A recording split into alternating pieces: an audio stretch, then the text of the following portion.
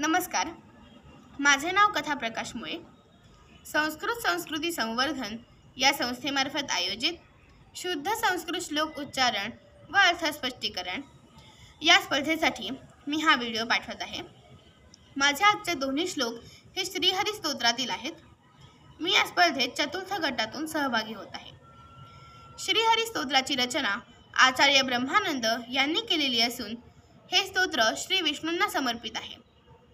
या स्तोत्राचे पठण केल्याने मनुष्य दुःख, तणाव, जन्म मरणाच्या फेऱ्यांपासून मुक्त होतो.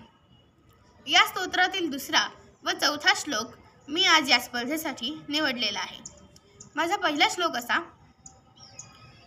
सदा बोधिवासं गलत्पुष्पहासं जगत्सन्निवासं शतादित्यभासं गदाचक्रशस्त्रं लसत्पीतवस्त्रं हसच्चारुवक्त्रं भजेऽहं.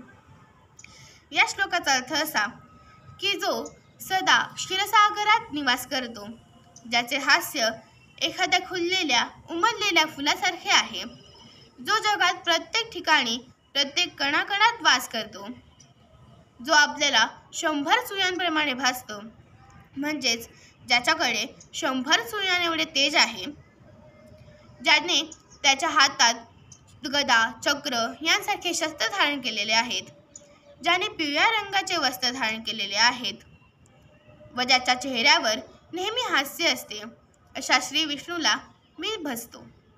माझा दुसरा श्लोक असा: जराजन्महीनं परानंदपीनं समाधानलीनं सदैवानवीनं जगज्जन्महेतुं सुरानीककेतुं त्रिलोकैकसेतुं भजेऽहं. या श्लोकाचा अर्थ असा की जो जन्म मरणापासून मुक्त आहे, जो परमानंद व सुखाने परिपूर्ण आहे, ज्याचे मन शांत व स्थिर आहे व जो आपल्याला सदैव नवीन भासतो, जो या सृष्टीच्या निर्मितीचे कारण आहे, म्हणजेच ज्याने या सृष्टीची निर्मिती केलेली आहे, जो सर्व देवांचा रक्षक आहे व त्रिलोकांमध्ये सेतू आहे, अशा श्री विष्णूला मी भजतो. धन्यवाद.